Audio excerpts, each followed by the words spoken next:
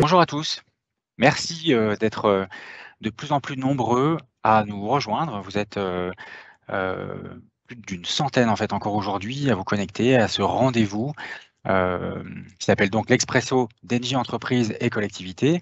C'est un rendez-vous que nous avons tous les 15 jours, une fois sur deux, donc une fois par mois. C'est Quentin Delisle qui nous rejoint. Bonjour Quentin, comment ça va? Bonjour Marc, ça va très bien. Bon. Merci en tout cas de nous accompagner à nouveau aujourd'hui, Quentin, dans ce décryptage des marchés de l'énergie. Dans l'invitation que nous avions fait parvenir la semaine dernière pour cet événement, on a parlé de la météo, donc on va reprendre tous les points qu'on a mis en avant en fait pour valoriser ce rendez-vous. Mais lorsqu'on parle de météo, j'aurais aimé qu'on y accorde quelques minutes.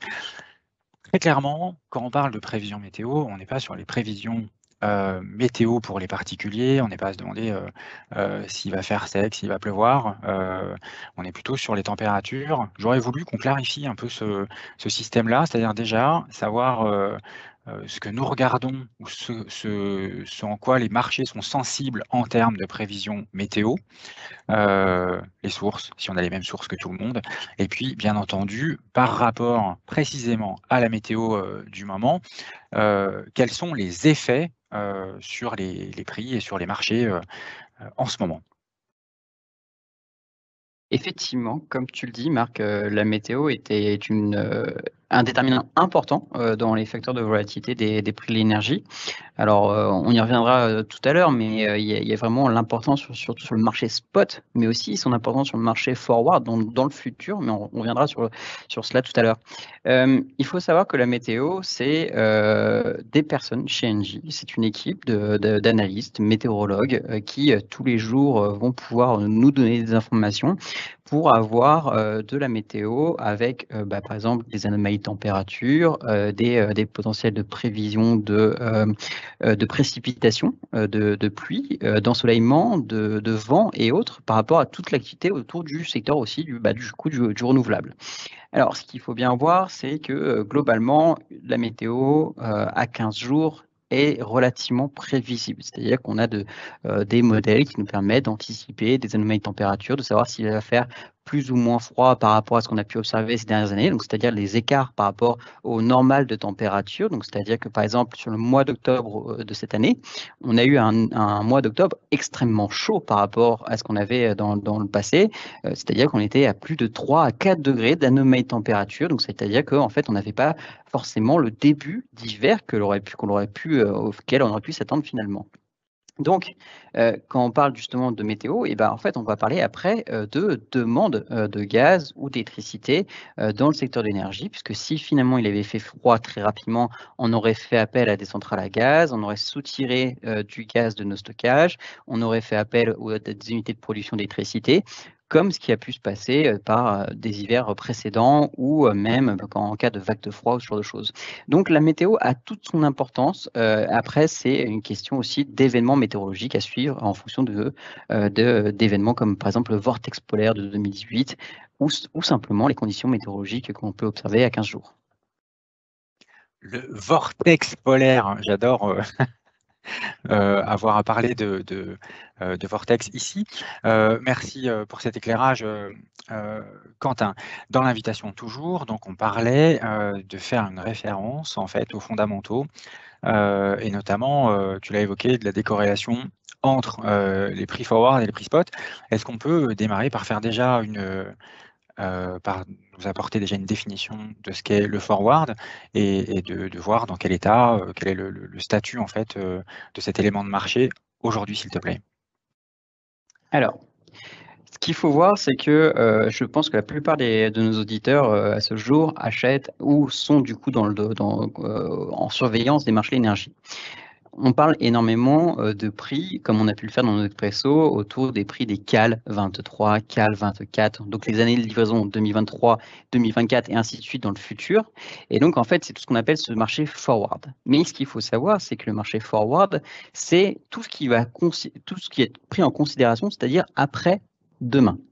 C'est-à-dire que toutes les livraisons d'énergie qui vont se faire sur le marché, c'est-à-dire par exemple pour à ce jour, on est du coup aujourd'hui jeudi, toutes les livraisons qu'on va avoir pour ce week-end, pour la semaine prochaine ou pour le mois prochain, c'est tout ce qu'on appelle finalement le marché forward qui n'est pas encore réalisé.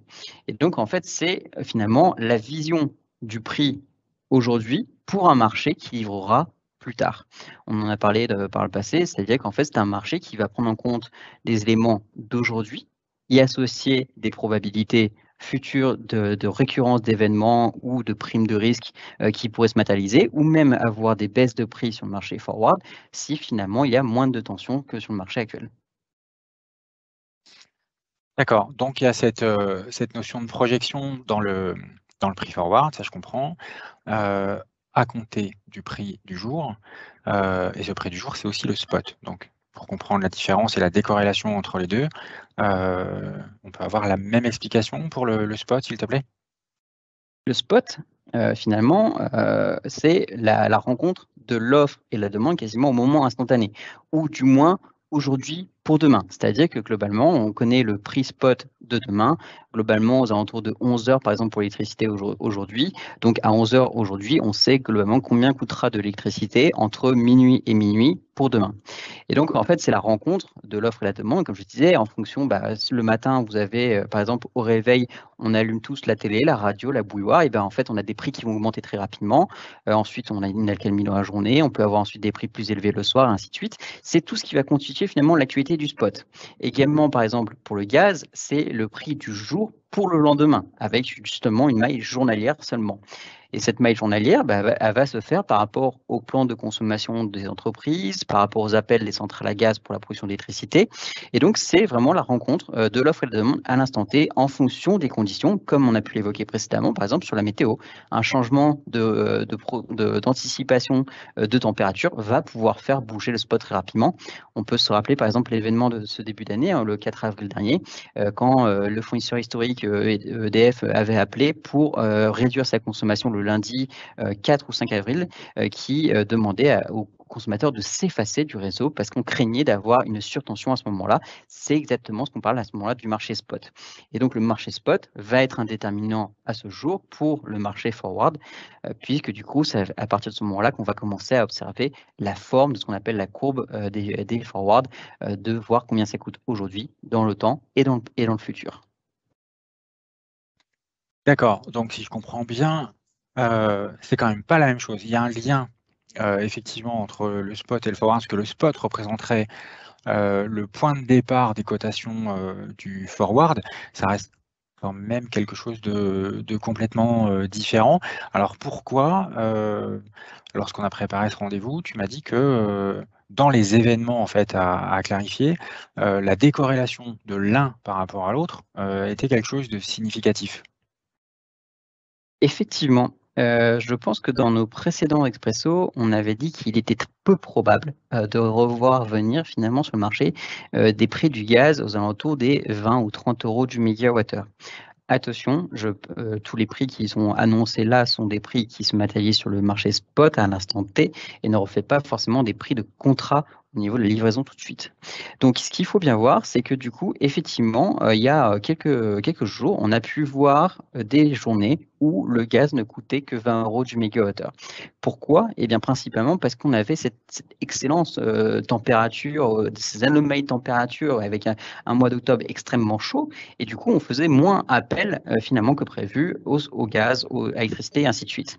Et si on regardait finalement le prix du jour qui était de 20 € du mégawattheure et qu'on regardait le prix seulement pour le mois suivant, donc c'est-à-dire pour le mois de novembre qui est aujourd'hui, ce dernier, lui, était à plus d'une centaine d'euros du mégawattheure. Donc on avait un écart entre deux périodes comme ça, entre ce spot et ce month plus 1, qui était de plus de 80 € du mégawattheure parce que ce dernier priçait ces fameuses primes de risque sur le fait qu'on n'était pas sûr d'avoir encore des anomalies de température, d'avoir une aussi bonne disponibilité de nos centrales ou même du coup de gaz et de GNL et autres. Et donc on a eu cette très très forte décorrélation qui s'est matérialisée Donc avec un spot qui était très bas et un marché forward qui était très haut et qui a du mal encore, même encore à ce jour, à diminuer plus qu'il n'a baissé finalement ces derniers temps, parce qu'il y a encore des primes de risque très présentes, comme ça a pu l'être sur le premier trimestre de l'hiver pour l'hiver prochain, entre janvier et mars prochain sur l'électricité. Voilà. D'accord. Donc merci alors pour l'aspect pédagogique en fait que tu nous fournis sur ces éléments de marché. On sait aussi au regard du calendrier qu'il se passe des choses du côté de l'Arenh. Qu'est-ce qu'on a à partager aujourd'hui de ce point de vue sur ce sujet? Alors, l'Arenh, l'accès régulé à l'électricité nucléaire historique, ce mécanisme qui du coup permet d'avoir une enveloppe d'électricité au prix de 42 € du mégawattheure pour une centaine de téra chaque année pour les fournisseurs alternatifs. Évidemment, il est dans la tête de tous les acheteurs d'énergie à ce jour, puisque globalement, c'est un mécanisme qui est très utilisé depuis 2018, depuis que les prix ont dépassé ce fameux seuil des 42 € du mégawattheure. Ce qu'il faut bien voir, c'est du coup qu'on attendait potentiellement des mouvements sur la régulation de ce facteur, de l'Arenh. On a entendu cet été d'un potentiel modification du prix, 49,50 € du mégawattheure. On a aussi entendu parler d'une révision du plafond potentiellement. Rappelons-le, c'est que globalement l'Arenh pour la livraison 2022 avait été augmentée de 20 téra supplémentaires pour seulement l'année 2022 et non pas pour le futur. Donc on se posait des questions à savoir quelles seraient finalement les conditions du guichet de 2022 pour la livraison à ce moment-là de 2023. On est du coup le 3 novembre, on a fini entre guillemets les opérations à Rennes et du coup maintenant Engie va consolider la commande de façon à la fournir auprès de la CRE en vue d'avoir la consolidation de toutes les commandes de tous les fournisseurs alternatifs pour avoir d'ici fin novembre l'information concernant le potentiel écrêtement du marché que l'on subit du coup maintenant depuis 3 ans. Alors, les conditions de l'Arenh sont toujours, à ce jour, 100 TWh à 42 € du mégawattheure. Il y a encore beaucoup d'incertitudes sur une potentielle modification, sur le fait d'avoir à nouveau un système de volume supplémentaire. Rien n'a été décidé par le gouvernement. On est encore finalement dans l'attente des décisions des politiques. S'il devait y avoir quelque chose, à ce jour, on n'a pas connaissance de quoi que ce soit sur une modification. Et on se retrouve finalement dans le même système qu'au même moment l'année dernière. D'accord, je comprends. Donc la posture pourra être complétée et on pourra refaire un bilan finalement du dispositif Arenh et de son actualisation lors de notre prochain rendez-vous dans un mois, j'imagine. Tout à fait. Très bien. Quentin, pour conclure, on parle beaucoup de sobriété en ce moment. Donc on sait que la sobriété, en fait, qu'elle soit décidée de par les actions incitatives mises en place par le gouvernement ou par les fournisseurs d'énergie, ou que cette sobriété, en fait, soit malheureusement accentuée par la hausse des températures. Tu en as parlé tout à l'heure. Octobre a été un mois relativement chaud et donc favorable à cette sobriété. Qui dit sobriété dit donc moins de consommation et qui dit moins de consommation dit moins de rejet de CO2. Est-ce que, j'ai en tête par rapport à tous les échanges qu'on a déjà pu avoir sur cette tonalité de décryptage des marchés, que le CO2 en fait était un déterminant du prix. Mais si on est dans une période de sobriété et de moindre consommation, donc de moindre émission, est-ce que tu peux nous éclairer sur ce dernier point, s'il te plaît, pour savoir si il y a un impact en fait toujours du CO2 sur le prix et si ça pourrait être favorable? Alors, globalement, ce qu'on a pu voir, on en avait discuté aussi, globalement, le CO2 avait toute son importance dans la formation des prix de l'électricité. On brûle une molécule de gaz ou une tonne de charbon, on émet du CO2 et du coup, il faut le compenser. C'est-à-dire qu'en fait, les producteurs d'électricité sont soumis à ce qu'on appelle les quotas de droits à polluer qu'il faut du coup aller acheter sur le marché. On en avait beaucoup parlé en 2021 avec le fait que des fonds de pension américains et autres pouvaient aller en acheter sur le marché, que ça influençait sur les prix et ainsi de suite. Les prix de l'énergie ont du coup explosé. On a vu du coup que le CO2 avait en soi moins d'impact direct sur les prix. C'est-à-dire que maintenant, si le CO2 bouge, il n'aura pas forcément le même impact qu'il avait par le passé. Et donc, potentiellement, le marché de l'électricité ne peut pas réagir dans le même sens à la hausse ou à la baisse. Donc, en fait, ce dernier a perdu un peu de son importance en soi par rapport au marché. Et du coup, on continue de le suivre, évidemment. Il avait quasiment frôlé la barre des 100 euros de la tonne, du coup, cet été, puisqu'il y avait le fait qu'on n'était pas certain d'avoir la disponibilité des centrales nucléaires, qu'on allait potentiellement faire appel à du charbon ou autre. Et en fait, du coup, on l'a vu ensuite rediminuer très fortement. Un, pour des raisons de potentielle récession, et donc les acteurs financiers se sont retirés de ce marché-là. Et deux, comme tu le disais, on parle aussi beaucoup de sobriété énergétique, de réduction finalement aussi des dépenses d'énergie, et ainsi de suite, et donc potentiellement moins d'émissions de CO2 à venir si l'on brûle moins de gaz et moins de charbon, si on arrive finalement à baisser notre consommation d'énergie. Donc ce dernier est un peu chahuté entre la législation, le marché et le futur au niveau de la consommation d'énergie pour exemple cet hiver prochain. Parfait. Merci beaucoup Quentin. Je suis vraiment navré pour les questions. On en a quelques-unes sur le chat, mais il est 14h01, donc on va libérer tout le monde. Celles et ceux qui nous ont laissé des questions, on va y répondre par écrit. Dans tous les cas, par rapport au contexte actuel et aux différentes opportunités que vous cherchez tous. Je vois qu'on nous demande si on peut acheter du mégawattheure en avance, si on peut avoir des éclaircissements sur tout ce qui est bouclier pour les entreprises, les collectivités, les syndics.